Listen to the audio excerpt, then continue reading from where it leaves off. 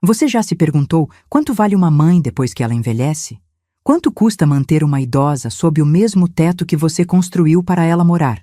Pois é, minha filha fez esse cálculo e decidiu que eu, Teresa Aparecida da Silva, 75 anos de vida e 45 de maternidade dedicada, eu só dava despesa. O cafezinho que eu preparava derramou quando ouvi minha própria filha sussurrar no telefone. É só mais um pouco, amor. Logo convenço mamãe a ir para um asilo e seus pais podem se mudar para cá. Era uma manhã de junho de 2022, com aquele frio seco de Ribeirão Preto, e o aroma do café que eu tinha acabado de coar para ela e o marido ainda pairava no ar. Fiquei paralisada atrás da porta da cozinha, segurando a bandeja com as xícaras, enquanto o mundo que construí desmoronava. Minha Cristina, aquela que eu carregara 9 meses na barriga e criara sozinha depois que fiquei viúva, agora planejava se livrar de mim como quem descarta um móvel velho. Sabe o que é mais engraçado? A casa era minha. Os móveis eram meus. Tudo ali tinha sido comprado com o suor do meu rosto, vendendo imóveis por mais de 30 anos. Mas naquele momento, com o café escorrendo entre meus dedos trêmulos e manchando o piso que eu mesma encerava toda semana, eu não era a proprietária. Era a inquilina indesejada. É que ela só dá despesa, amor, continuou minha filha, a voz baixa, conspiratória. Meus sogros vão adorar esse quarto. É espaçoso e tem aquela vista para o jardim que minha mãe nem aproveita mais.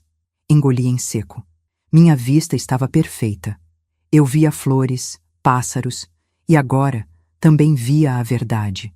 A verdade nua e crua sobre o valor de uma mãe envelhecida aos olhos da filha, por quem sacrifiquei tudo. Vocês acreditam que consegui voltar para a cozinha sem fazer barulho? Que limpei o café derramado, preparei outra garrafa e servi o desjejum com um sorriso? Precisava de tempo. Tempo para processar, para planejar, porque naquele momento, enquanto adoçava o café da minha própria carrasca, eu decidi. Se para minha filha eu era apenas um fardo de despesas, eu mostraria exatamente quanto custava me descartar. Antes de contar o que fiz, vocês precisam entender quem eu sou. Não sou uma velhinha indefesa como todos pensavam. Sou Teresa Aparecida da Silva, nascida em 1947 em Franca, interior de São Paulo. Aos 25 anos, já era corretora de imóveis, numa época em que mulheres mal assinavam contratos, quanto mais os negociavam. Enviuvei cedo, com uma filha de 5 anos para criar. Meu João partiu num acidente na rodovia, voltando de uma viagem de trabalho. Cristina sempre foi meu orgulho e minha preocupação. Menina inteligente, formou-se nutricionista, casou com Roberto, um empresário que sempre me olhou de cima. Para eles, eu era aquela senhora simples, sem refinamento, que falava problema em vez de problema e usava chinelo em casa. Quando me aposentei há 10 anos, vendi meu apartamento a pedido deles. Mãe, para que você vai ficar sozinha? Vem morar com a gente. A casa é grande. Você pode ficar no quarto dos fundos, tem banheiro próprio. Depositei o dinheiro da venda numa conta que mal mexia, porque Cristina insistia. Guarda para sua velhice, mãe. A gente não precisa. Aquela casa grande no Jardim Califórnia? Comprei para eles quando se casaram. Presente de mãe. Mas mantive a escritura no meu nome, porque, naquela época, Roberto estava com o nome sujo. Só até limpar o nome, dona Teresa, ele disse. Nunca mais tocamos no assunto. E agora, 15 anos depois, eles pareciam ter esquecido completamente esse detalhe. Meu dia a dia era simples. Acordava cedo, fazia café, cuidava do jardim, preparava o almoço. Às vezes, buscava minha neta Lúcia na escola quando os pais estavam ocupados demais. Cuidava das roupas, arrumava a casa. Uma vez por mês, ia ao banco com Roberto sacar minha aposentadoria, que, descobri depois, vinha sumindo misteriosamente da minha conta. Achava que estava contribuindo, que era útil, que era família. As amigas do meu tempo já tinham quase todas partido. Só restava a dona Cecília, minha vizinha de portão, uma tabeliã aposentada de 82 anos que ainda tinha mais lucidez que muito jovem por aí. Teresa, você trabalha demais naquela casa, ela sempre dizia. Eu respondia orgulhosa. É para minha filha, Cecília. A gente faz tudo pelos filhos. Mal sabia eu o que os filhos são capazes de fazer com a gente. Deixa eu voltar para aquela manhã de junho. Depois de servir o café, com as mãos ainda tremendo, voltei para meu quarto. Fechei a porta. Sentei na beirada da cama que eu mesma tinha comprado 20 anos atrás, quando abri meu primeiro escritório de corretagem. Olhei para o espelho da penteadeira que herdei da minha mãe. Quem era aquela senhora de cabelos grisalhos me olhando de volta? Quando foi que me transformei em despesa? Enquanto eles tomavam café, eu revirava na mente os últimos meses. Como não percebi antes? Os comentários sobre asilos modernos que pareciam surgir do nada nas conversas. As reportagens de televisão sobre residenciais para a terceira idade que Roberto fazia questão de assistir comigo. Cristina reclamando das minhas caras vitaminas para a osteoporose. As consultas médicas desmarcadas porque ninguém podia me levar. Quanto custa o asilo mais barato, Roberto? Ouvi Cristina perguntar baixinho uma noite, quando pensaram que eu já dormia. Uns 4.000 por mês, mas tem uns mais em conta em Sertãozinho. Ele respondeu. Só que aí fica longe para visitar. Quem disse que a gente precisa visitar toda semana? Ri sozinha, um riso seco e dolorido. 4.000 por mês parecia caro para cuidar da mãe, mas não para as viagens que faziam 2 vezes por ano para o exterior. Ironicamente, viagens que eu ajudava a pagar com minha cara aposentadoria. Naquela manhã, com o cheiro de café ainda nas minhas mãos, tomei minha decisão. Enxuguei uma lágrima teimosa, a última que derramaria por causa deles, e abri a gaveta da cômoda.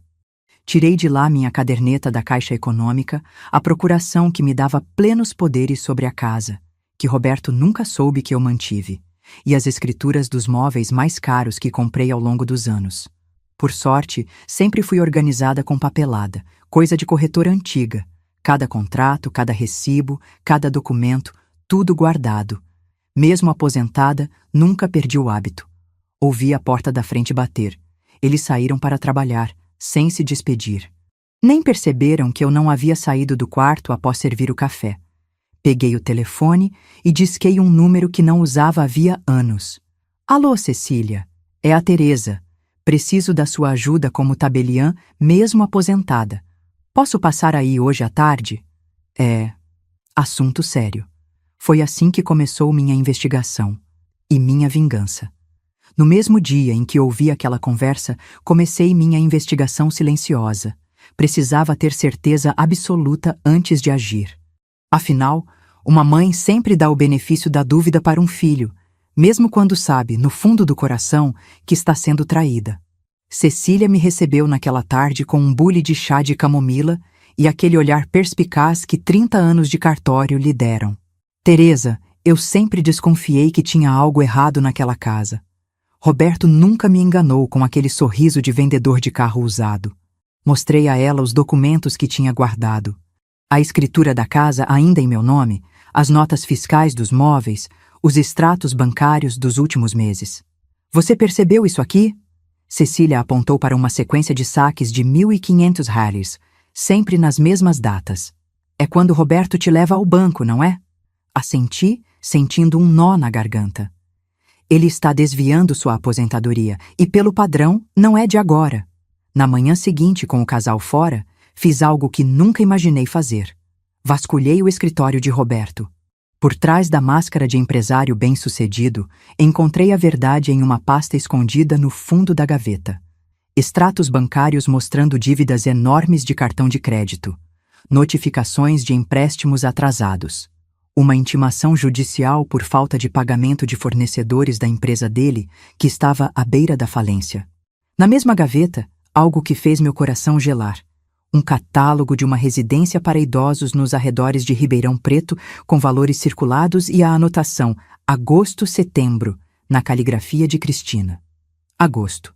2 meses para me descartarem. Continuei minha busca silenciosa. No celular de Cristina, que ela deixou carregando enquanto tomava banho, encontrei mensagens para uma amiga. Finalmente vamos resolver o problema da mamãe. Os pais de Roberto precisam de um lugar para ficar depois que venderem a casa deles, e sinceramente, já está na hora dela ir para um lugar com pessoas da idade dela. Problema. Eu era um problema a ser resolvido. Nas semanas seguintes, mantive uma fachada perfeita. A mesma Teresa de sempre, solícita, trabalhadora, quase invisível na rotina da casa. Mas por dentro, cada xícara que lavava, cada roupa que passava, cada palavra gentil que dizia, tudo era parte da minha atuação. Uma atuação digna de Oscar. À noite, quando todos dormiam, eu documentava. Fotografava cada móvel, cada eletrodoméstico, cada objeto de valor na casa. Fazia anotações detalhadas sobre quando e como os adquiri. Com a ajuda de Cecília, comecei a organizar toda a documentação legal que precisaria. "O que você pretende fazer, Teresa?" perguntou Cecília uma tarde, enquanto organizávamos os papéis no apartamento dela. "Ainda não sei exatamente", menti. Eu já sabia. Só não estava pronta para admitir em voz alta o que meu coração já havia decidido. A cada dia de investigação, novas camadas da traição se revelavam. Não era apenas o plano de me enviar para um asilo. Era toda uma vida de pequenas manipulações que eu, cegada pelo amor de mãe, nunca quis enxergar. Descobri que o dinheiro da venda do meu apartamento, que deveria estar intacto na poupança para minha velhice, havia sido quase todo usado. Roberto tinha uma procuração que eu assinei anos atrás, confiando que era para facilitar a gestão das contas da casa. Com ela, ele sacava regularmente pequenas quantias, nunca grandes o suficiente para eu perceber de imediato, mas que somadas ao longo dos anos representavam quase 70% das minhas economias. Através de Cecília, consegui acesso ao histórico das minhas contas. O dinheiro tinha ido parar em uma concessionária de veículos de luxo, o mesmo período em que Roberto apareceu com um SUV importado, alegando que era leasing da empresa. "Sua filha sabia disso?" perguntou Cecília. "Não sei, e sinceramente, não sei o que seria pior. Ela saber ou ela ser tão cega quanto eu fui." Numa tarde de quinta-feira, quando fui casualmente ao salão de beleza onde Cristina cortava o cabelo, ouvi algo que confirmou minhas piores suspeitas. Fingindo ler uma revista enquanto esperava minha vez, escutei minha própria filha conversando com a cabeleireira. "Então, Márcia, acho que vou reformar aquele quarto dos fundos em agosto. Mamãe vai para uma clínica de repouso, sabe? Já está na idade. E, sinceramente, vai ser um alívio. Você não imagina como é difícil lidar com um idoso em casa. Os remédios, as manias, aquela televisão no volume máximo." A cabeleireira, desconfortável, mudou de assunto. Mas Cristina continuou. "Os pais do Roberto vão se mudar para lá. Venderam a casa deles em São Paulo e vão aplicar o dinheiro nos negócios do filho.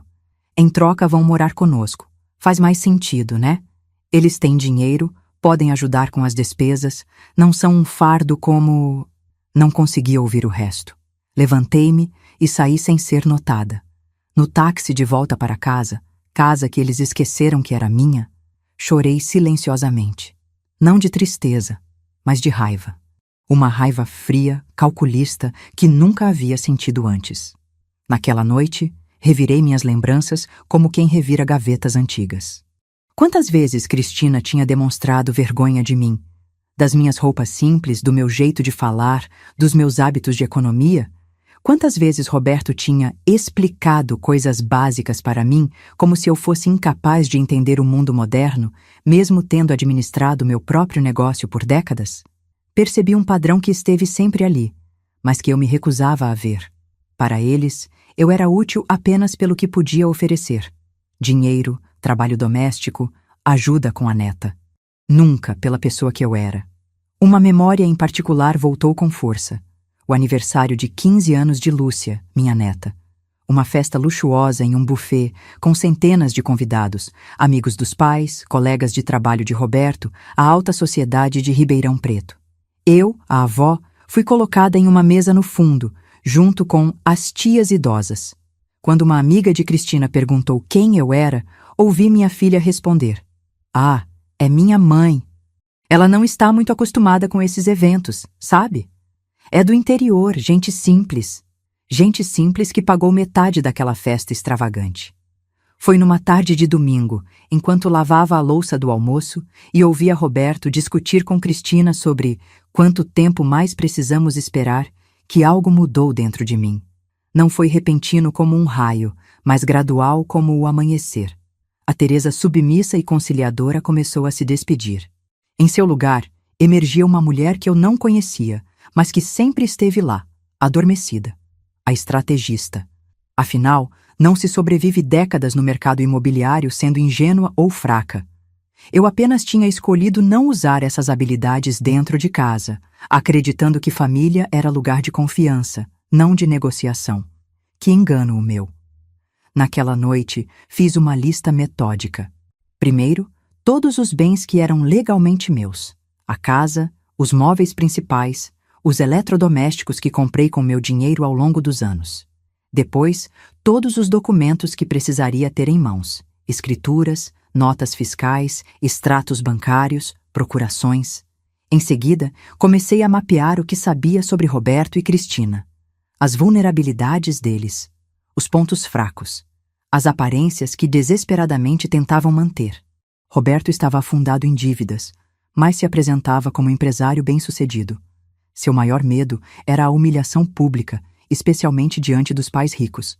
Cristina vivia de aparências. O carro do ano, as roupas de marca, as viagens para o exterior. Sua reputação era seu bem mais precioso. Perfeito. Durante as semanas seguintes, comecei a implementar pequenos testes. Deixava acidentalmente panfletos de asilos baratos pela casa para ver suas reações. Mencionava casualmente como fulana colocou a mãe num asilo e nem visita mais, que triste. Observava seus olhares culpados, o desconforto mal disfarçado. Certa manhã, encontrei o catálogo da residência para idosos que estava escondido na gaveta de Roberto. Nossa, que lugar bonito esse! Comentei inocentemente durante o café da manhã. Uma amiga da igreja está pensando em ir para um lugar assim. O pânico nos olhos deles foi impagável. Roberto engasgou com o café. Onde você achou isso, mãe? Cristina perguntou, tentando soar casual. Ah, estava na mesinha da sala. Alguém deve ter deixado lá. Naquela mesma tarde, ouvi uma discussão acalorada entre eles no quarto. Eu falei para você guardar isso direito. Ela não desconfia de nada. Relaxa. Temos que acelerar os planos. Foi quando percebi. Eles estavam com pressa. Os pais de Roberto provavelmente já tinham vendido a casa em São Paulo e precisavam de um lugar para ficar. Eu era o único obstáculo no caminho. Perfeito também. Com a ajuda de Cecília, comecei a reunir aliados. Primeiro, seu Antenor, um antigo cliente que tinha uma empresa de mudanças. Depois, doutora Marta, uma advogada especializada em direito do idoso, que me garantiu que tudo o que eu planejava era perfeitamente legal. Por fim, reconectei com antigos colegas do mercado imobiliário que poderiam me ajudar a encontrar um apartamento para alugar rapidamente. Teresa, você tem certeza disso? Perguntou Cecília, quando finalmente revelei meu plano completo. É sua filha, afinal. Não, Cecília, respondi com uma calma que nem eu sabia que possuía. Filha que descarta a mãe como lixo não merece esse título. E eu tenho uma neta para proteger também. Lúcia não pode crescer achando que isso é normal. Naquela noite, olhando para o teto do meu quarto, tive um momento de hesitação. Será que estava indo longe demais? Será que deveria confrontá-los diretamente? Mas então lembrei da conversa que ouvi mais cedo, quando Cristina falava ao telefone com a amiga. Já escolhi até a roupa que vou usar na inauguração da nova sala. Depois que resolver esse problema da mamãe, vou fazer uma reforma completa no quarto dela. Os pais de Roberto merecem um ambiente mais sofisticado, né? Problema. Novamente essa palavra. Eu era um problema a ser resolvido.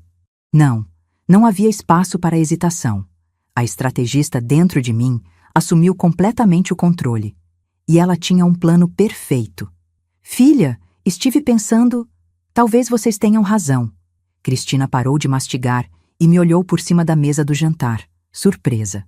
Era uma noite de quarta-feira, 3 semanas depois da minha descoberta. O plano estava em andamento. Razão sobre o quê, mãe? Sobre eu não atrapalhar a vida de vocês. Já estou velha, preciso de cuidados. Talvez uma casa de repouso seja mesmo o melhor para mim. A expressão de Cristina foi impagável. Uma mistura de alívio, choque e culpa, tudo ao mesmo tempo. Roberto, ao lado dela, engoliu em seco, tentando disfarçar o sorriso vitorioso. Mãe, nós nunca falamos sobre isso. Ela começou, hipócrita até o fim. Não diretamente, eu sei, mas sou velha, não sou burra, percebo as coisas, e vocês são jovens, têm a vida de vocês. Não quero ser um peso. Roberto entrou na conversa com aquela falsa preocupação que eu agora reconhecia tão bem. Dona Teresa, não é questão de peso. É que existem lugares com infraestrutura melhor para pessoas da sua idade, com atividades, médicos. Eu sei, meu filho, interrompi com um sorriso doce. Por isso mesmo estive pesquisando alguns lugares. Inclusive, marquei visitas em 3 residenciais para o próximo mês. Vocês poderiam me levar? Os dois se entreolharam, atônitos. Eu tinha virado o jogo. De repente, não eram mais eles empurrando a idosa para um asilo. Era a idosa tomando a iniciativa. A culpa deles diminuía consideravelmente. Claro, mamãe, Cristina respondeu, tentando esconder o entusiasmo. Podemos ir quando você quiser. Ótimo! E não se preocupem com minhas coisas. A maioria pode ficar aqui mesmo. Não vou precisar de muito nessas residências, não é? Só preciso separar alguns objetos pessoais, documentos. Sim, sim. Roberto concordou ansiosamente. A gente pode guardar tudo com carinho. Eu sei que podem, respondi, segurando sua mão sobre a mesa. O contato físico o deixou visivelmente desconfortável, mas ele manteve o sorriso plástico. Vocês sempre cuidaram tão bem de tudo que é meu. Nos dias seguintes, comecei a implementar a próxima fase do plano. Baixar completamente a guarda deles. Passei a fazer comentários sobre como determinados móveis ficariam perfeitos no quarto dos pais de Roberto. Perguntava se eles preferiam manter ou vender minha coleção de porcelanas antigas. Até mencionei que talvez fosse melhor atualizar a procuração, para facilitar a gestão das minhas coisas quando eu estiver no residencial. A isca foi mordida instantaneamente. Roberto se ofereceu para levar meus documentos para o advogado dele dar uma olhada. Recusei educadamente, dizendo que Cecília, minha amiga tabeliã, já estava me ajudando com isso. Mas, Dona Teresa, não precisa incomodar sua amiga. Posso resolver tudo isso para a senhora, insistiu ele. Imagina, Roberto. Cecília já está acostumada com esses assuntos de idosos. E assim, vocês não perdem tempo com burocracia. Vi a frustração mal disfarçada em seu rosto. Ele queria acesso aos meus documentos, provavelmente para garantir que não haveria obstáculos legais quando tentassem se apossar definitivamente da casa e dos bens. Enquanto isso, discretamente, eu já havia assinado o contrato de aluguel de um apartamento pequeno, mas confortável no centro da cidade, a 10 minutos dali. Já tinha agendado a mudança com seu antenor para uma data específica. E, mais importante, já tinha documentado e fotografado cada centímetro da casa e cada objeto de valor, com notas fiscais digitalizadas e declarações de propriedade reconhecidas em cartório. O tabuleiro estava pronto. As peças posicionadas. Agora era a hora de jogar. O mês de julho chegou com aquela friagem típica de Ribeirão Preto. Manhãs geladas, tardes de sol fraco. Meu plano avançava como o inverno, silencioso, implacável, inevitável. Mãe, estive pensando, talvez seja melhor anteciparmos sua mudança para o residencial, Cristina comentou numa manhã, enquanto eu regava as plantas do jardim. Plantas que eu mesma tinha escolhido e cultivado por anos. Por que, filha? Achei que íamos visitar os lugares só no mês que vem. É que... Ela hesitou, buscando uma desculpa plausível. Os melhores lugares têm fila de espera, sabe? E apareceu uma vaga naquele residencial primavera que você gostou do folheto. Eu nunca tinha mencionado gostar de nenhum folheto específico, mas sorri, fingindo empolgação. Sério? Que bom! E quando seria? Eles têm uma vaga para o final deste mês. Tão previsível. Os pais de Roberto provavelmente já estavam de malas prontas em São Paulo. Nossa, tão rápido assim? Nem dá tempo de me despedir direito das minhas coisas. Comentei, observando cuidadosamente sua reação. Que é isso, mãe? Você pode voltar para visitar quando quiser. Ela respondeu, o tom falsamente tranquilizador. e suas coisas estarão sempre aqui. Mesmo minha cômoda antiga, você sempre disse que ela é cafona. Claro, tudo vai continuar do mesmo jeito. Mentirosa. Já tinha ouvido ela discutindo com Roberto sobre vender minhas tralhas para um antiquário assim que eu saísse. Ao longo das semanas seguintes, intensifiquei minhas manipulações sutis. Comecei a esquecer pequenas coisas. Onde coloquei os óculos, o nome de um vizinho, o dia da semana. Nada grave, apenas o suficiente para que eles pensassem que eu estava ficando mais frágil e confusa, menos capaz de questionar suas decisões. Roberto, você acha que posso levar meu jogo de chá para o asilo? Perguntei uma noite, propositalmente usando a palavra asilo em vez de residencial, como eles preferiam dizer para suavizar a realidade. Claro, Dona Teresa, ele respondeu distraidamente, sem tirar os olhos do celular. A senhora pode levar o que quiser. Mesmo sendo de porcelana, tenho medo que os outros velhinhos quebrem. A senhora pode deixar aqui se preferir. Guardamos com todo cuidado. Eu sorri. Você é tão bom para mim, Roberto, quase como um filho. Ele finalmente levantou os olhos, desconfortável com meu olhar direto. Obrigado, Dona Teresa.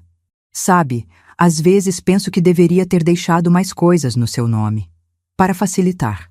Isso capturou completamente sua atenção. Como assim, Dona Teresa? Ah, você sabe. Escrituras, contas bancárias. Facilitar a transição quando eu for para o residencial. Ou se algo acontecer comigo. Vi a ganância brilhar em seus olhos por um segundo antes de ser substituída pela máscara de preocupação. A senhora não devia se preocupar com essas coisas agora. Mas me preocupo, Roberto. Já não estou mais tão lúcida. Outro dia mesmo, não consegui lembrar onde guardei as escrituras da casa e dos móveis. Será que estão no banco? No meu quarto? Fico confusa. Roberto engoliu em seco. Escrituras? Sim, aqueles papéis importantes. Você sabe onde estão? Não, Dona Teresa. A senhora nunca comentou sobre isso comigo. Não? Que estranho. Bom, devem estar por aí em algum lugar. Se eu não achar, depois a Cristina resolve. Naquela mesma noite, enquanto fingia dormir, ouvi Roberto e Cristina revirando silenciosamente as gavetas do meu quarto, procurando os documentos que mencionei. Os documentos, claro, estavam seguros com Cecília. Na manhã seguinte, quando saíram para trabalhar, liguei para seu antenor e confirmei a data da mudança. Seria dali a 2 semanas, numa sexta-feira, quando Cristina e Roberto sempre saíam para o happy hour com amigos e só voltavam tarde da noite. Liguei também para a doutora Marta, que confirmou que todas as medidas legais estavam tomadas. A casa e os bens continuavam oficialmente em meu nome, e eu tinha todo o direito de retirá-los quando quisesse. Dona Teresa, ela disse ao telefone, a senhora tem certeza que quer fazer isso? Não seria melhor tentar uma conversa franca primeiro? Doutora, conversa franca funciona com gente que tem vergonha na cara. Minha filha e meu genro estão me despejando como se eu fosse um móvel velho e ainda roubando meu dinheiro há anos. Eles não merecem nenhum aviso prévio. Houve um silêncio do outro lado da linha. Depois um suspiro de compreensão. Entendo. Bem, legalmente, a senhora está protegida. Só tome cuidado para não remover nada que seja comprovadamente deles. Não se preocupe. Tenho nota fiscal ou registro de tudo que é meu. E de quebra, vou deixar as roupas deles intactas nos armários vazios. Não sou ladra como eles. A estratégia estava funcionando perfeitamente. Quanto mais frágil e confusa eu parecia, mais eles baixavam a guarda, convencidos de que eu estava completamente manipulada e sob controle. Enquanto os dias passavam, comecei a implementar pequenos testes para garantir que meu plano principal funcionaria sem falhas. Primeiro, esqueci deliberadamente algumas joias valiosas sobre minha penteadeira quando saí para o mercado com Cecília. Ao voltar, elas tinham desaparecido. Cristina, quando questionada casualmente, desconversou. Joias, mãe? Que joias? A senhora deve ter guardado em algum lugar e esqueceu. As joias, na verdade, foram fotografadas antes e já estavam seguras no cofre de Cecília. Mas a atitude de Cristina confirmou minhas suspeitas. Eles já estavam se apropriando das minhas coisas antes mesmo da minha saída oficial. Em outro teste, Comentei durante o jantar que estava pensando em fazer uma doação significativa para a igreja do bairro. Quanto a senhora está pensando em doar, Dona Teresa? Roberto perguntou, tentando soar casual. Ah, estava pensando em uns 20.000. Tenho essa quantia separada há anos. Os olhos dele quase saltaram das órbitas. 20.000? Mas, Dona Teresa, isso é muito dinheiro. A senhora não deveria guardar para emergências? Que emergências, meu filho? Vou para um bom residencial, não vou precisar de dinheiro, e vocês sempre cuidaram tão bem de mim. Naquela mesma noite, ouvi uma discussão acalorada entre eles no quarto. Roberto insistia que precisavam resolver aquela história da doação antes que eu jogasse fora o dinheiro que poderia ajudar a família. No dia seguinte, Cristina apareceu com uma proposta surpreendente. Mãe, estive pensando, não é melhor eu começar a administrar suas contas? Você mesma disse que anda esquecida. Vai que você acaba fazendo alguma transferência errada, doando dinheiro sem querer? Que boa ideia, filha, respondi entusiasmada. Podemos ir ao banco amanhã mesmo. Ela sorriu vitoriosa. Ótimo. Vou ligar para o gerente e agendar. No banco, com o gerente seu Clóvis, um antigo conhecido dos meus tempos de corretora, assinei uma procuração limitada que permitia a Cristina apenas visualizar minhas contas, não movimentá-las. Quando ela protestou discretamente, expliquei com minha melhor voz de velhinha confusa. É que o seu Clóvis disse que é melhor assim primeiro, filha. Depois podemos mudar para uma procuração completa, não é, seu Clóvis? O gerente, já previamente instruído por mim em uma visita privada dias antes, confirmou com seriedade. Cristina teve que aceitar, frustrada, mas ainda confiante de que conseguiria o controle total em breve. Pequenas vitórias como essa fortaleciam minha confiança no plano principal. Cada movimento era meticulosamente calculado, cada reação deles estudada e antecipada. No apartamento que aluguei secretamente, já havia entregue alguns itens essenciais: roupas de cama, utensílios básicos de cozinha, produtos de higiene, tudo levado aos poucos, em pequenas sacolas, durante minhas saídas para visitar Cecília ou ir à igreja. A data da mudança se aproximava. O nervosismo começava a se misturar com a antecipação, mas eu não podia fraquejar agora. Décadas vendendo imóveis me ensinaram que o momento mais crítico de qualquer negociação é justamente o fechamento, quando tudo pode dar certo ou desmoronar completamente. Uma semana antes do dia D, Cristina finalmente fez o movimento que eu esperava. Durante o café da manhã, com aquela falsa casualidade que eu conhecia tão bem, ela soltou a bomba. Mãe, tenho uma ótima notícia. Consegui antecipar sua vaga no residencial Primavera. Eles podem te receber na próxima sexta. Sexta-feira. Exatamente o dia que eu havia marcado com a empresa de mudanças. Perfeito. Nossa, que maravilha, filha! Exclamei com entusiasmo exagerado. Estou tão ansiosa, vocês vão me levar, não é? Claro, mãe, eu e Roberto faremos tudo certinho. Vamos te instalar confortavelmente e depois voltar para buscar suas coisas pessoais. Ah, não precisa se preocupar com isso. Posso levar só uma malinha com o essencial. O resto vocês levam depois, quando tiverem tempo.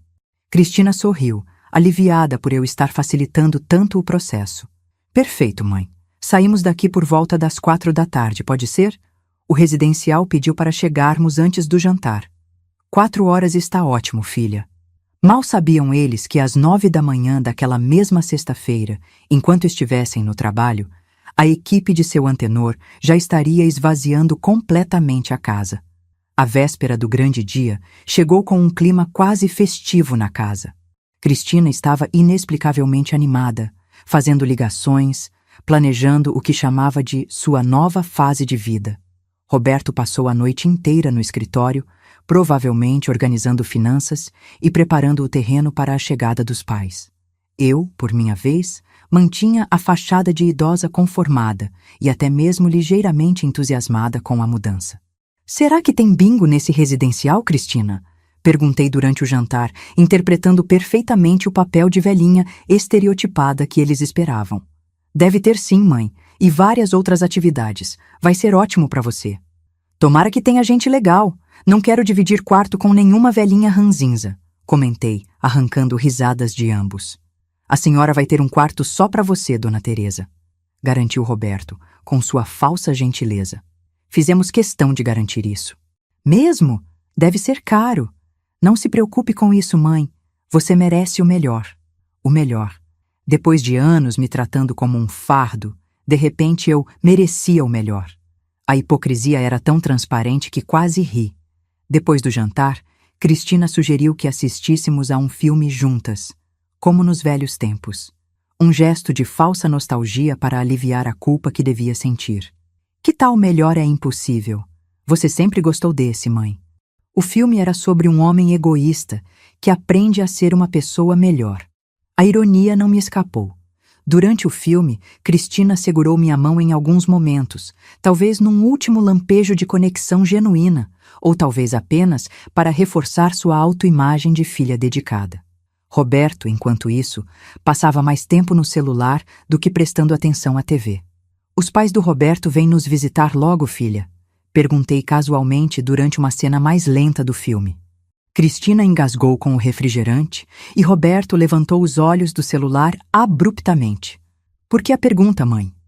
Ah, só curiosidade. Faz tempo que não os vejo, e como vou para o residencial amanhã, talvez não tenha outra oportunidade tão cedo. Os dois trocaram olhares nervosos antes de Roberto responder. Eles estão com a agenda um pouco complicada agora, Dona Teresa, mas logo devem aparecer. Que pena! Queria me despedir deles. Um silêncio constrangedor se instalou, quebrado apenas pelos diálogos do filme que ninguém mais assistia. Após o filme, me despedi com um "Boa noite, até amanhã, o grande dia", exageradamente animado, e me recolhi ao meu quarto. Lá dentro, com a porta trancada, fiz uma última verificação nos documentos que levaria comigo. Escrituras, extratos, notas fiscais, tudo organizado em uma pasta discreta que colocaria na bolsa pela manhã. Liguei para Cecília para confirmar os últimos detalhes. Está tudo pronto, Teresa. A equipe do Antenor chega às 9 em ponto. Eu estarei lá para supervisionar tudo. Obrigada, Cecília. Não sei o que faria sem você. Você faria a mesma coisa por mim. Além disso, ela hesitou por um momento. Depois que meu filho me abandonou daquele jeito, jurei que ajudaria outras mulheres a não passarem pelo que passei. Você pelo menos está dando o troco. Desliguei e sentei na beirada da cama, olhando ao redor do quarto que havia sido meu por tantos anos. As paredes que testemunharam minhas lágrimas silenciosas, minhas orações, meus sonhos e desilusões. Amanhã, tudo estaria diferente. Tive um último momento de hesitação. Era minha filha, afinal. Sangue do meu sangue. Será que não estava indo longe demais? Então lembrei da conversa que ouvi mais cedo, quando passei pelo escritório e a porta estava entreaberta. Roberto falava ao telefone, presumivelmente com seu pai. Sim, pai. Amanhã mesmo. Ela vai para o residencial à tarde e vocês podem vir no domingo. Não. Não é dos mais caros, mas serve para ela. O importante é liberar o espaço. Claro que a Cristina está de acordo, foi ideia dela. Já não aguentava mais a mãe por aqui. Não estava indo longe demais. Estava apenas fazendo justiça. Naquela noite, dormi com uma tranquilidade que não sentia há meses. A vingança, dizem, é um prato que se come frio, e o meu estava perfeitamente temperado. A manhã de sexta-feira amanheceu com um céu surpreendentemente azul para julho. Levantei cedo, antes de todos, e preparei um café da manhã caprichado. Pão de queijo, que Cristina adorava, bolo de fubá, café fresco, suco de laranja natural. Uma última refeição em família, embora só eu soubesse disso. Cristina apareceu na cozinha, já arrumada para o trabalho, e se surpreendeu com o banquete matinal. Nossa, mãe, que festa é essa? É meu último café da manhã aqui, filha. Quis fazer algo especial. Ela pareceu momentaneamente desconfortável, talvez tocada por um instante de culpa genuína. Não fala assim, mãe. Não é o último. Você pode vir nos visitar quando quiser. Claro, claro, concordei, servindo-lhe uma fatia generosa de bolo. Mas não vai ser a mesma coisa, não é? Roberto apareceu logo depois, também surpreso com o café elaborado. Comemos juntos, com uma conversa artificial sobre o clima, o trânsito, banalidades. Ninguém mencionou o que aconteceria à tarde. Às 8h30, eles se preparavam para sair para o trabalho. Então, mãe, Cristina disse pegando a bolsa, voltamos às 4 em ponto para te levar. Já separou o que vai levar? Sim, filha. Só uma malinha com o essencial, como combinamos. Perfeito. E... tem certeza que vai ficar bem sozinha até lá? Não está nervosa? Que nada. Estou até animada. Vai ser uma nova aventura. Eles pareceram aliviados. Cristina me deu um beijo rápido na testa. Roberto acenou da porta e saíram. Observei pela janela enquanto os 2 carros se afastavam. O Jeep Compass de Cristina e o BMW financiado de Roberto. Às 9h em ponto, a van discreta da Mudanças Antenor estacionou na esquina. Logo depois, Cecília chegou em seu Gol antigo. Abriu o portão para eles com o coração acelerado, não de medo, mas de excitação. Bom dia, Dona Teresa! Cumprimentou o seu antenor, um senhor de seus 60 anos que me conhecia dos tempos de corretagem. Pronta para a operação? Prontíssima, antenor. Sua equipe, formada por 6 homens fortes e eficientes, entrou silenciosamente na casa. Cecília, com sua organização de estabeliã, já tinha em mãos a lista completa de tudo o que seria removido, com fotografias e localização exata de cada item. Começamos pelos móveis maiores da sala, sugeriu ela. Sim. E deixem por último meu quarto e o da Lúcia. Quero tirar apenas minha cômoda e penteadeira do meu quarto, deixando a cama. Do quarto de Lúcia, não vamos levar nada. Os homens trabalhavam com impressionante eficiência e silêncio. O sofá italiano que comprei quando abri minha segunda imobiliária, a mesa de jantar de jacarandá que herdei da minha mãe, o buffet antigo com minha coleção de cristais, tudo foi cuidadosamente embalado e removido. Na cozinha, levaram todos os eletrodomésticos principais. Geladeira, fogão, micro-ondas, a máquina de lavar louça que tinha comprado no ano anterior. Deixaram apenas a mesa pequena do café e 2 cadeiras.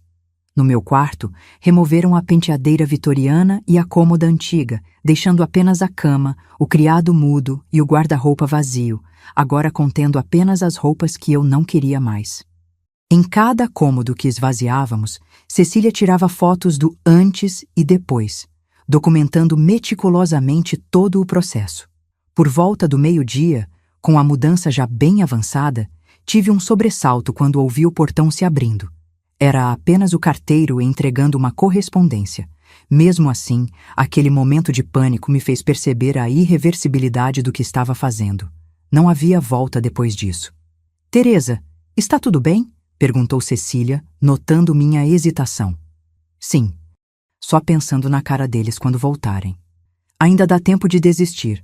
Podemos trazer tudo de volta. Olhei ao redor, para a sala já quase vazia, onde apenas ontem assistimos a um filme em família. Não, eles fizeram a escolha deles quando decidiram me descartar como lixo. Agora vão arcar com as consequências. À 1h, a casa estava praticamente vazia.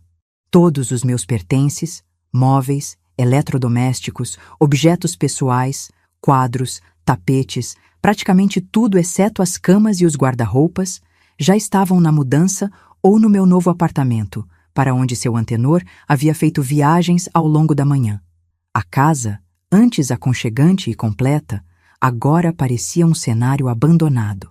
Paredes nuas onde antes havia quadros, espaços vazios onde antes havia móveis, silêncio onde antes havia vida.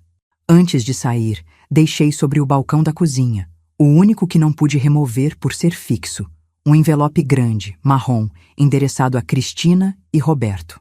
Dentro, cópias de todos os documentos que provavam minha propriedade sobre tudo que foi removido, incluindo a escritura da casa.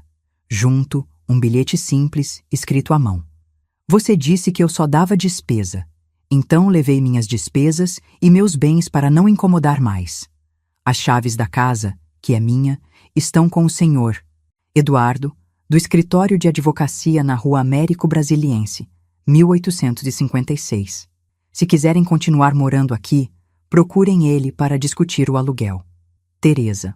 Ao lado do envelope, deixei também meu celular antigo. Aquele que eles me deram e que, descobri depois, tinha um aplicativo de localização instalado para me monitorar.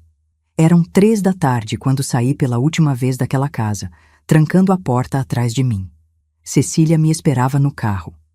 Vamos passar no seu apartamento novo para verificar se está tudo certo e depois posso te deixar no ponto de táxi, ela ofereceu. Não precisa, Cecília. Vou ficar no apartamento mesmo. Quero estar lá quando eles perceberem o que aconteceu e começarem a me ligar desesperados. Você acha que vão te procurar logo? Tenho certeza. Mas não vão me encontrar. Pelo menos não enquanto eu não quiser ser encontrada.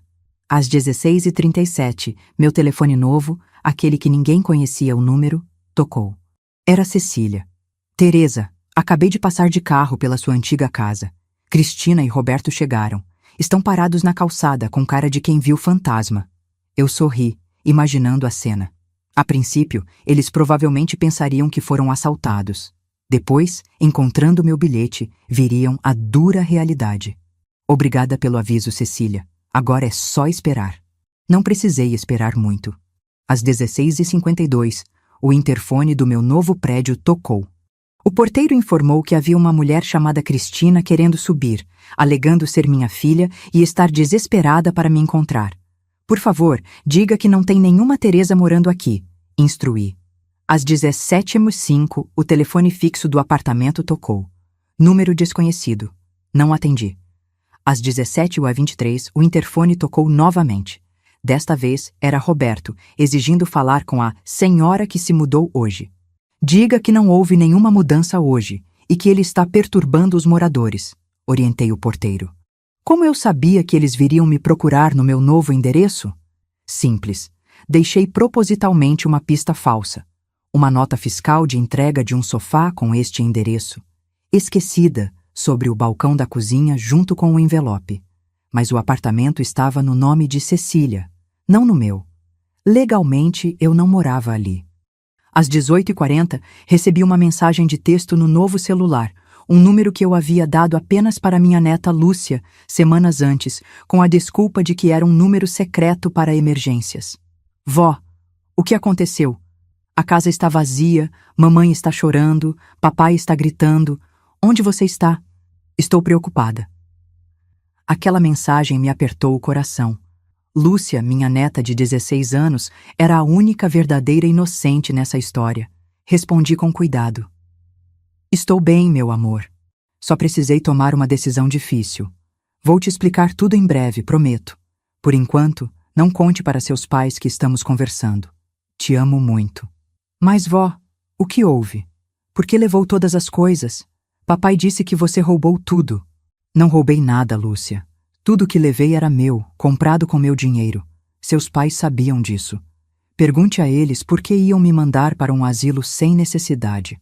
Houve uma longa pausa antes da próxima mensagem dela. É verdade isso? Eles iam te mandar embora? Sim, querida, para dar seu quarto para seus outros avós. Mas não se preocupe comigo. Estou em um lugar bom e seguro. Isso é horrível. Mamãe sempre disse que você estava feliz com a ideia do residencial. Nunca concordei com isso, Lúcia. Foi uma decisão deles, não minha. Outro longo silêncio, então. Os pais do papai estão aqui. Está um caos. Mamãe está brigando com eles. Nunca vi ela assim. Então, os sogros já tinham chegado. Perfeito. O timing não poderia ser melhor. A fachada de família perfeita e próspera que Cristina e Roberto mantinham estava desmoronando diante dos olhos daqueles que mais queriam impressionar. Às 19h32, meu telefone tocou novamente. Era o Dr. Eduardo, o advogado que eu havia contratado para lidar com qualquer questão legal referente à casa. Dona Teresa, seu genro acaba de sair daqui. Estava alterado. Exigiu as chaves da casa, alegando que houve algum mal-entendido. E o senhor disse, exatamente o que combinamos, que a propriedade está registrada em seu nome, que os móveis também são seus por direito e que eles podem continuar residindo no imóvel mediante contrato de aluguel formal ou devem desocupá-lo em 30 dias. E qual foi a reação? Inicialmente, ameaçou processar a senhora por abandono de lar. Quando expliquei que abandonar a própria casa não configura nenhum crime e que, na verdade, são eles que podem ser processados por uso não autorizado de propriedade alheia, ele mudou o tom. Saiu dizendo que isto não vai ficar assim. Obrigada, doutor. Mantenha-me informada. A noite avançava, e com ela, a realidade da minha vingança se consolidava. Em meu novo apartamento, menor mas aconchegante, rodeada pelos móveis e objetos que contavam a história da minha vida, eu sentia uma estranha mistura de satisfação e tristeza. Por volta das 21h, Lúcia mandou outra mensagem. Vó, posso ir te ver? Preciso sair daqui. Estão todos gritando, apontando dedos. Os pais do papai estão furiosos porque vieram morar aqui e agora não tem nem cama para eles. Ainda não, querida. Preciso me organizar primeiro. Prometo que nos veremos logo. Seja forte. Bom, mamãe perguntou se eu sei onde você está. Não contei nada. Obrigada, Lúcia. É melhor assim por enquanto.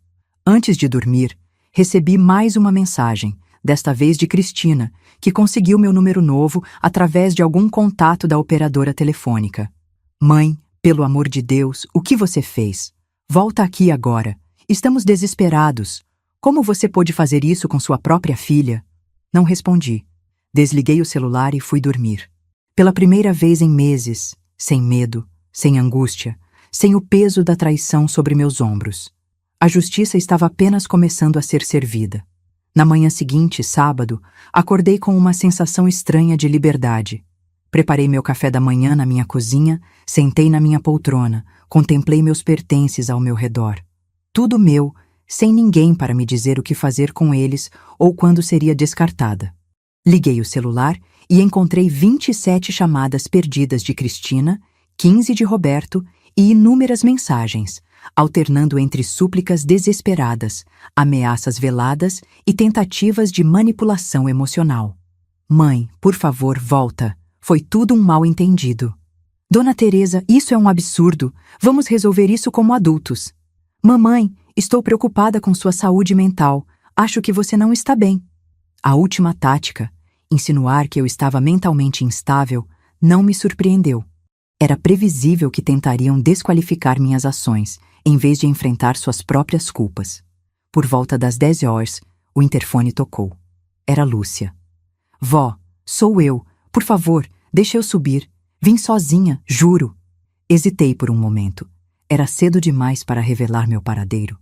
Mas Lúcia era a única inocente nessa história toda. Merecia explicações. Pode deixar subir. Autorizei o porteiro depois de confirmar que ela realmente estava sozinha. Quando abri a porta, encontrei minha neta com olhos vermelhos de choro, parecendo exausta. Vó! Ela me abraçou com força, soluçando. Que loucura é essa? A casa está um caos. Os pais do papai estão hospedados num hotel e culpando a mamãe por tudo. Ela e o papai brigaram a noite toda. Conduzi-a para dentro e a fiz sentar no sofá. O mesmo sofá da sala da casa deles, agora na minha nova sala. Você quer um chocolate quente? Ainda faço do jeito que você gosta. Ela assentiu, ainda em choque com a situação. Enquanto preparava a bebida, ela olhava ao redor, reconhecendo cada móvel, cada objeto. É tão estranho. Parece que a nossa casa se mudou para cá. Não, Lúcia. Meus pertences se mudaram para cá. A casa continua lá, só que vazia. Voltei com as canecas fumegantes e me sentei ao lado dela. Era hora de explicar tudo. Lúcia, o que seus pais te contaram sobre o que aconteceu? Eles disseram que você surtou, que levou as coisas sem motivo, que estava confusa e manipulada por alguém. E sobre o residencial para idosos, eles mencionaram? Ela baixou os olhos. Disseram que você ia para um lugar melhor, com pessoas da sua idade, mais conforto. E você acreditou nisso? Eu... não sei. Parecia estranho, mas mamãe garantiu que era o melhor para você. Suspirei profundamente. Lúcia, vou te contar a verdade e quero que você escute tudo antes de formar uma opinião. Promete? Ela assentiu, os olhos ainda marejados. Durante a hora seguinte contei tudo. A conversa que ouvi por acaso, as investigações que fiz, as descobertas sobre o desvio de dinheiro, os planos para os pais de Roberto se mudarem para o meu quarto. Mostrei os documentos, os extratos bancários, as provas do que dizia. Mas isso é terrível. murmurou ela chocada. Como eles puderam fazer isso com você? As pessoas fazem coisas terríveis quando colocam dinheiro e aparências acima do amor, Lúcia. E agora? O que vai acontecer? Agora, eles terão que lidar com as consequências de suas escolhas. Podem continuar na casa pagando aluguel ou procurar outro lugar. Os móveis que levei eram meus, comprados com meu dinheiro ao longo de décadas. Tenho documentos comprovando tudo. Eles estão dizendo que vão te processar. Podem tentar, mas a lei está do meu lado. Lúcia ficou em silêncio por alguns momentos, processando tudo. Posso vir te visitar sempre? Claro que sim, meu amor. Esta porta estará sempre aberta para você. Só não conte a eles onde estou por enquanto. Preciso de um tempo para reorganizar minha vida. Entendo. Mas, vó, você não sente nem um pouquinho de pena deles? Eles estão arrasados. Arrasados porque perderam os móveis ou porque foram expostos pelo que realmente são? Ela não soube responder. Quando Lúcia saiu, algumas horas depois, senti um peso saindo dos meus ombros. Pelo menos minha neta sabia a verdade agora. Por volta das 16 horas, meu telefone tocou. Era um número desconhecido. Atendi com cautela. Alô? Teresa? É Margarete, mãe do Roberto. Minha sogra. A mulher que criou o homem que ajudou a planejar meu descarte. Olá, Margarete. Em que posso ajudá-la? Teresa, precisamos conversar. Estou chocada com o que aconteceu, com o que meu filho e sua filha planejavam fazer. Sua voz parecia genuinamente consternada. Interessante. Roberto finalmente contou a verdade para vocês? Não exatamente. Nós percebemos. Quando chegamos ontem e encontramos aquele caos, as desculpas esfarrapadas. E depois Lúcia, chorando, deixou escapar algo sobre um asilo. Confrontamos os dois e a verdade veio à tona. Entendo. Teresa, eu e Antônio estamos envergonhados. Nunca aprovaríamos algo assim. Jamais aceitaríamos morar em uma casa de onde você foi expulsa. Não fui expulsa, Margarete. Saí por vontade própria, levando o que era meu. Sim, claro. E fez muito bem. Olha, estamos em um hotel agora. Vamos voltar para São Paulo amanhã. Não queremos nenhuma parte nisso. Agradeço sua compreensão. Na verdade, queríamos te ver antes de irmos. Podemos nos encontrar em algum lugar? Um café, talvez? Considerei a proposta por um momento. Seria genuíno ou uma armadilha para descobrir meu endereço? Podemos nos encontrar no Shopping Santa Úrsula, na praça de alimentação, às 19 horas. Isso serve? Perfeito, estaremos lá. Às 19 horas em ponto entrei no shopping, alerta e cautelosa. Margarete e Antônio já estavam lá, parecendo tão deslocados quanto eu me sentia. A conversa foi surpreendentemente sincera. Eles realmente não sabiam dos planos do filho e estavam horrorizados com a ideia de terem sido usados como desculpa para meu descarte. Teresa, nós vendemos nossa casa em São Paulo, é verdade, mas para nos mudar para um apartamento menor, não para a casa de vocês, explicou Antônio. Roberto distorceu tudo. E sobre os negócios dele? Vocês iam investir? Eles trocaram olhares preocupados. Que negócios? Roberto nos disse que estava tudo bem com a empresa. Então eles também estavam sendo enganados. Interessante como a mentira se espalha como um câncer em famílias onde a aparência importa mais que a verdade. Após o encontro, voltei para casa com uma nova perspectiva. A vingança não era apenas contra Cristina e Roberto, mas contra um sistema inteiro de valores distorcidos que eles representavam. Na manhã seguinte, domingo, recebi a ligação que estava esperando. Cristina, com a voz quebrada. Mãe, precisamos conversar. Por favor. Estou ouvindo. Não assim por telefone, pessoalmente. Não estou pronta para isso, Cristina. Mãe, estamos desesperados aqui. Roberto pode perder o emprego, os pais dele voltaram para São Paulo decepcionados, Lúcia mal fala comigo. Tudo está desmoronando. E isso é culpa minha ou de vocês? Silêncio do outro lado da linha. Depois, um suspiro derrotado. Nossa, é nossa culpa. Eu sinto muito, mãe. Muito mesmo. Fomos terríveis com você. Era a primeira admissão de culpa. Pequena, mas significativa. O advogado entrou em contato com vocês sobre o aluguel da casa? Sim. Mas, mãe, não temos como pagar o valor que ele pediu. Roberto está com problemas financeiros sérios. Você não sabia? Sabia de tudo, Cristina. das dívidas, dos desvios da minha aposentadoria, do dinheiro da venda do meu apartamento que vocês usaram. Sei mais do que você imagina. Outro silêncio chocado. Mãe, o que você quer de nós? Por enquanto, nada. Preciso de tempo para pensar. O advogado tratará das questões práticas. E os móveis? Não podemos nem ter alguns de volta? Eram meus, Cristina. Comprei cada um deles. Você já tirou demais de mim ao longo dos anos. Mas não quero discutir mais agora. Quando estiver pronta para uma conversa honesta, sem manipulações, sem mentiras, talvez possamos nos encontrar. Desliguei, sentindo uma estranha mistura de poder e tristeza. A vingança estava completa, mas a que custo? Uma família destruída, uma filha em desespero, uma neta no meio do fogo cruzado. Mas então lembrei. Não fui eu quem destruiu esta família. Eles fizeram isso quando decidiram que eu era descartável. Eu apenas mostrei o verdadeiro valor de tudo que tentaram tomar de mim.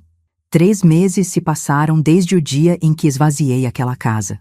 3 meses de adaptação, de reflexão, de reconstrução. Meu novo apartamento, embora menor, se tornou um verdadeiro lar. Os mesmos móveis que testemunharam anos de desrespeito silencioso agora me abraçavam com seu conforto familiar todas as noites. Cristina e Roberto, por outro lado, enfrentavam as consequências de suas escolhas. Através de Lúcia e de Cecília, que mantinha contato com vizinhos do antigo bairro, eu recebia atualizações regulares sobre a situação deles, sem condições de pagar o aluguel que o doutor Eduardo estabeleceu, baseado no valor justo de mercado. Eles tiveram que se mudar para um apartamento bem menor no bairro Ipiranga, longe do luxuoso Jardim Califórnia. Roberto finalmente admitiu publicamente os problemas financeiros da empresa, que estava à beira da falência. Cristina teve que aumentar sua carga horária na clínica de nutrição, atendendo mais pacientes para compensar a queda de renda. A casa, minha casa, foi alugada para uma família jovem, e o valor do aluguel se tornou minha principal fonte de renda, além da aposentadoria que agora só eu administrava. Lúcia vinha me visitar regularmente, sempre às escondidas no início, depois com o conhecimento relutante de Cristina. Nossa relação se fortaleceu de maneiras inesperadas. Ela me via agora não apenas como a avó doce que fazia chocolate quente, mas como uma mulher forte que se recusou a ser vítima. Vó, acho que você deveria dar uma chance para a mamãe, ela comentou durante uma visita em outubro. Ela está realmente arrependida. Arrependida do que exatamente, Lúcia? De ter planejado me descartar ou de ter sido pega no processo? Acho que dos dois. Ela chora quase todas as noites. Senti uma pontada de culpa, rapidamente substituída pela lembrança da frieza com que Cristina planejou minha remoção da própria casa que dei a ela. O arrependimento é um começo, mas não apaga o que foi feito. Mas vocês são mãe e filha, não pode acabar assim. Olhei para minha neta, com seus 16 anos, e aquela crença juvenil de que todo problema tem solução, todo conflito pode ser resolvido com um pedido de desculpas. Algumas coisas, quando quebradas, nunca voltam a ser como antes, Lúcia. Podem ser consertadas, remendadas, mas as rachaduras sempre estarão lá. Eu mesma me surpreendi com a dureza daquelas palavras. Será que havia me tornado amarga demais? Inflexível demais? A vingança havia me transformado em alguém que não reconhecia mais? No início de novembro, recebi uma carta de Cristina. Não um e-mail, não uma mensagem, mas uma carta manuscrita, daquelas que quase ninguém manda mais. Hesitei antes de abrir, temendo mais manipulações, mais mentiras. Mas o que encontrei foi algo diferente. Uma confissão crua, sincera, dolorosa. Mãe, tentei escrever esta carta dezenas de vezes nas últimas semanas. Nenhuma versão parecia adequada, nenhuma palavra parecia suficiente. Como se pede perdão por uma traição tão profunda? Não vou tentar justificar o que fizemos. Não há justificativa.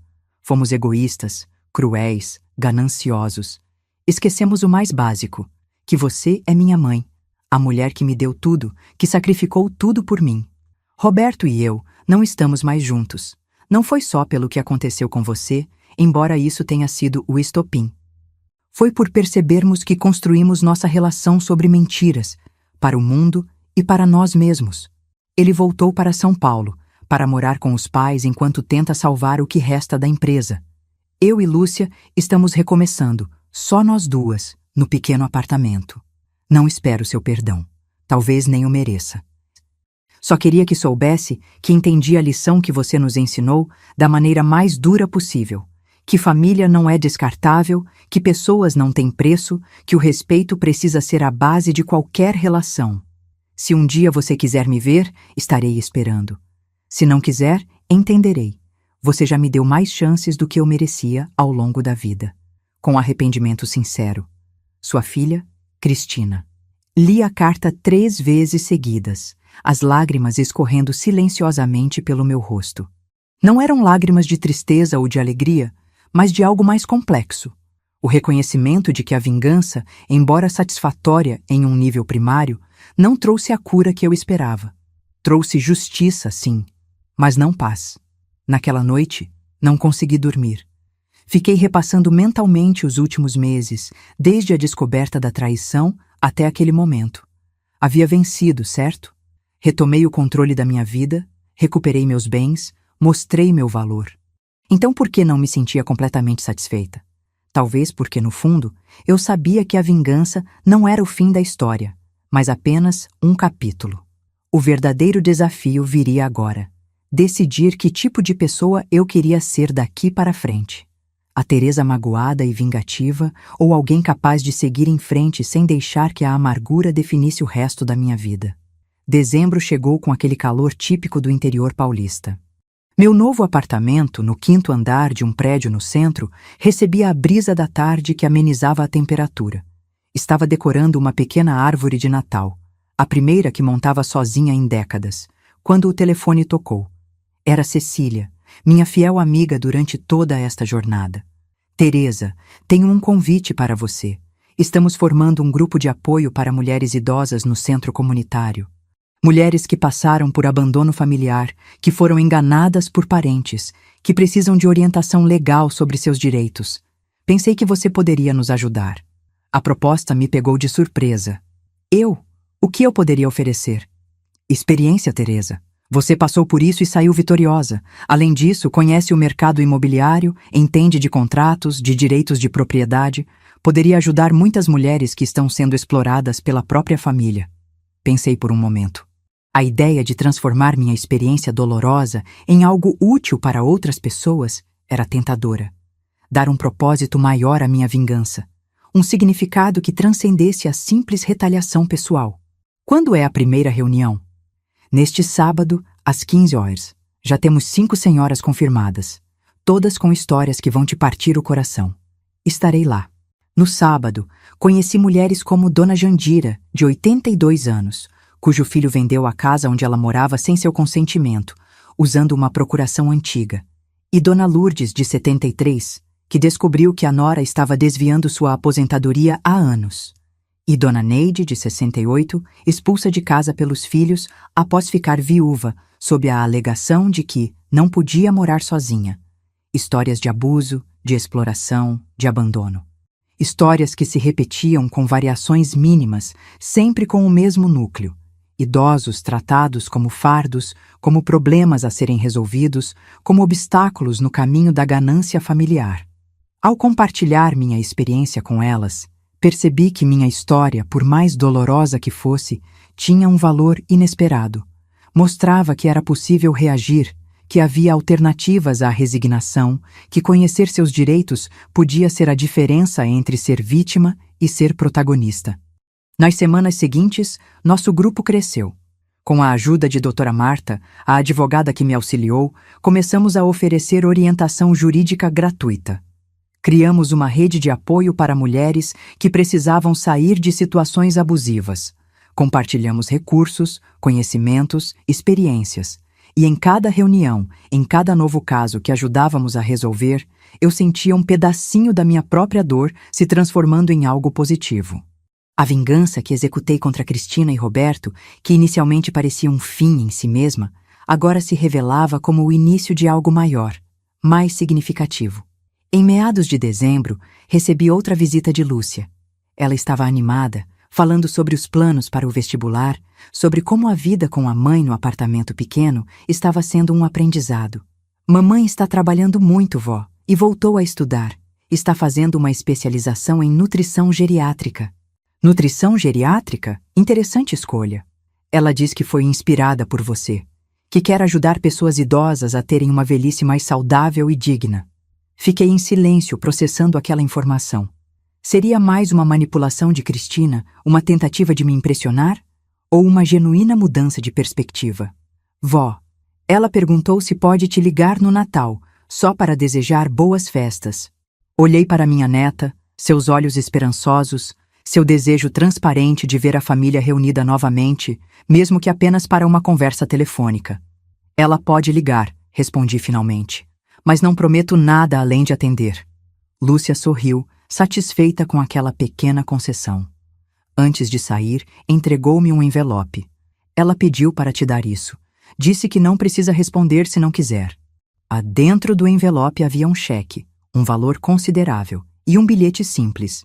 Primeira parcela da devolução do que pegamos da sua poupança. Não é um suborno, apenas o início de uma restituição que você merece.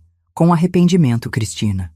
Fiquei olhando para aquele cheque por muito tempo depois que Lúcia saiu. Não era o dinheiro em si que me impressionou, mas o gesto. A admissão concreta da dívida, não apenas moral, mas financeira. Um primeiro passo tangível na direção da reparação. Naquela noite, em minha cama, pensei sobre perdão. Não o perdão fácil, instantâneo, que apaga magicamente as ofensas, mas o perdão como um processo, como uma jornada que começa com a justiça e a reparação e talvez, apenas talvez, termine um dia com a reconciliação. Eu ainda não estava pronta para perdoar completamente. As feridas eram profundas demais, a traição fundamental demais. Mas talvez estivesse pronta para abrir uma pequena porta, uma fresta mínima, por onde algum tipo de relação nova pudesse, eventualmente, começar a se formar. No dia seguinte, depositei o cheque. Não em minha conta pessoal, mas na conta que havíamos aberto para o grupo de apoio às idosas. Transformei a restituição da minha filha em sementes para ajudar outras mulheres a se libertarem, como eu me libertei. Era uma forma de dar sentido àquela dor, de transformar a amargura em algo produtivo, de fazer com que minha história pessoal transcendesse o ciclo de mágoa e vingança, tornando-se parte de algo maior que eu mesma. Passou-se quase um ano desde aquela manhã de junho em que descobri os planos de Cristina e Roberto. Um ano de transformações, de dor, de crescimento, de redescobertas. No Natal, atendi o telefonema de Cristina como prometi. A conversa foi breve, educada, superficial. Trocamos votos de boas festas. Ela agradeceu pelo que fiz com o dinheiro do cheque. Lúcia deve ter contado. Eu perguntei sobre seu trabalho. Nada profundo, nada revelador, mas foi um início. Em fevereiro, aceitei encontrá-la pessoalmente pela primeira vez desde a separação. Um café neutro, um lugar público. Ela estava mais magra, com algumas rugas novas ao redor dos olhos, marcas do estresse dos últimos meses, suponho. Conversamos por quase 2 horas. Sobre o passado, sobre o que deu errado, sobre como chegamos àquele ponto. Eu realmente acreditava que estava fazendo o melhor para você, mãe. Ela disse em determinado momento. Me convenci disso para não encarar a verdade, que estava sendo egoísta e cruel. O que mais me doeu não foi a ideia do asilo em si, respondi. Foi ouvir você dizer que eu só dava despesa. Como se minha vida pudesse ser reduzida a um cálculo financeiro. Eu sei, e me envergonho profundamente disso. Não há justificativa. Não houve um grande momento de perdão, nenhum abraço dramático com lágrimas e promessas. Apenas o reconhecimento mútuo de que ambas estávamos tentando, cada uma à sua maneira, encontrar um caminho para lidar com o que aconteceu. Na primavera, nosso grupo de apoio às idosas já havia ajudado mais de 20 mulheres a recuperarem propriedades, a se protegerem legalmente, a encontrarem novos lares quando necessário. Tornei-me uma espécie de consultora informal sobre direitos dos idosos. Eu, que sempre trabalhei vendendo casas para os outros, agora ajudava pessoas a não perderem as suas. Roberto nunca mais tentou me contatar diretamente. Soube por Lúcia que ele se mudou para o interior de Minas Gerais, onde abriu um pequeno negócio com a ajuda dos pais. O divórcio foi finalizado em março. Cristina manteve a guarda de Lúcia, que agora estava se preparando intensamente para o vestibular, sonhando com a faculdade de medicina. Quanto à casa no Jardim Califórnia, mantive o contrato de aluguel com a jovem família que lá se instalou. Era um bom arranjo. Eles cuidavam bem do imóvel, pagavam em dia e eu tinha uma renda estável que, somada à minha aposentadoria, me permitia viver confortavelmente e ainda ajudar nos projetos do grupo de apoio. Em junho de 2023, exatamente um ano após a descoberta da traição, organizei um jantar em meu apartamento.